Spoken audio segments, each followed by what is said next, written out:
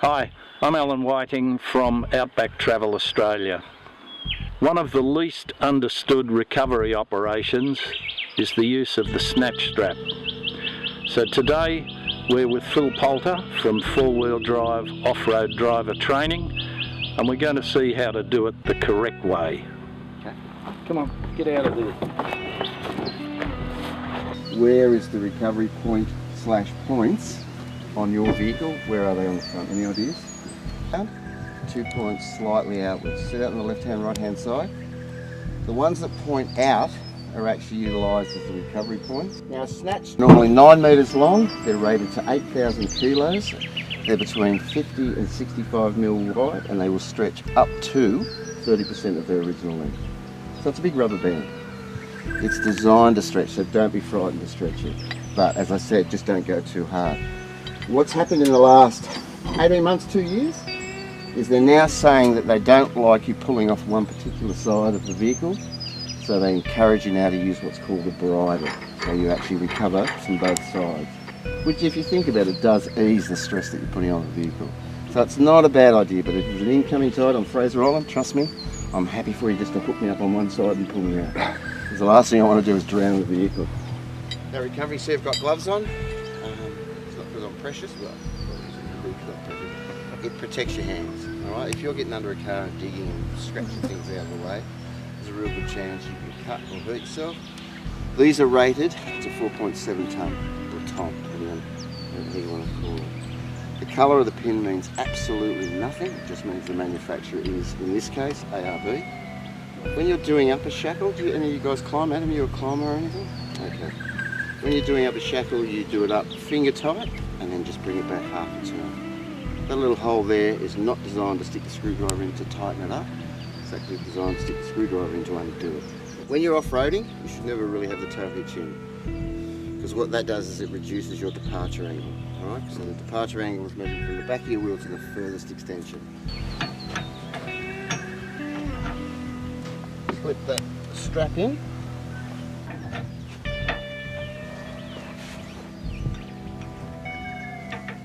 Always make sure you put your clip back in, guys.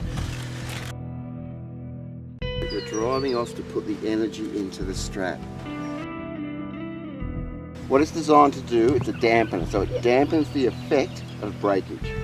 So in theory, what it's supposed to do is tangle the rope or cable or strap that you're using up. So obviously the quicker that gets tangled, the lower it will stay to the ground. Why? That's right, you're 100% right. But why this end? Because that breaks, it's going to hit the back, whereas this will go through the windscreen. Correct. So you put it on the end that if it failed would cause the most injury or damage. And as you said, if it breaks that end, I've got a fair bit of stuff in the way. Still may not, stop it, still may pick up. But if it breaks this end, all Georgie's got is a windscreen. And let's put a bit of sand in if you're in sand, just to help weigh it down a little bit, which will give it a little bit more thud if it hits. Don't put rocks in there. Otherwise it's it seems obvious, doesn't it? It does, but we've got to say it. So you don't have to overfill it. Just give it a little bit more dampening effect. Alright. That first gear, you've even seen first gear drive through the brakes, so it will just keep driving on. So yeah, first gear.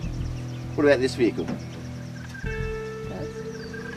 Try and get a little bit more oomph into it, and what you find is that in first gear the revs go really high really quickly, and all you're doing is wringing its neck, you're just burning fuel.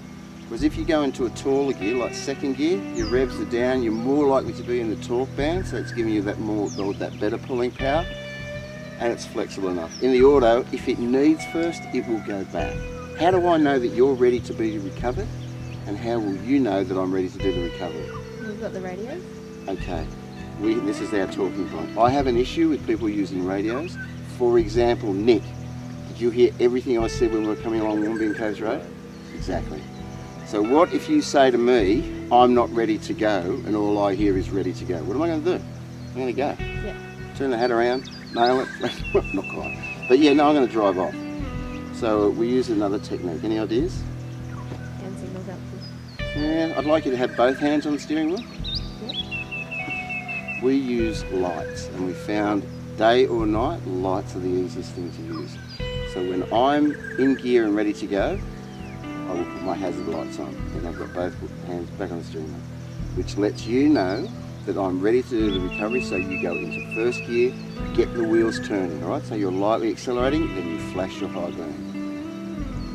All right, yes, I do have to check to make sure I can see your lights because we're always at different angles, but that's easy. That takes a second and a half to do that. But you must remember that the moment you flash your high beam, I'm going to drive off.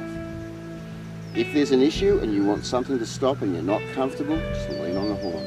Yeah. All right? That's the stop signal, is the horn. Everything else is just go.